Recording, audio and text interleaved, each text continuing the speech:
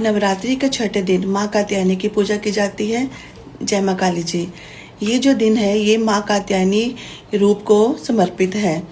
ऐसी मान्यता है कि जिनका विवाह नहीं होता, अगर वो इस दिन माँ का नाम जाप, माँ के मंत्रों का जाप, माँ का ध्यान करते हैं, उनका विवाह शीघ्र होता है। जो ऑलरेडी मैरिड हैं, माँ उनको अच्छे वैवाहिक जीवन का आशीर्वाद देती हैं।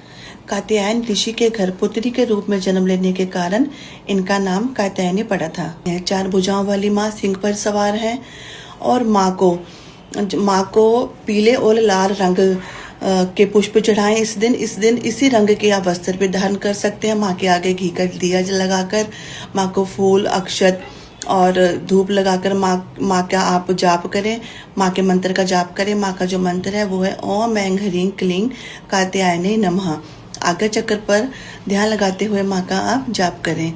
माँ आपकी सारी मनोकामनाएं पूर्ण करेंगी।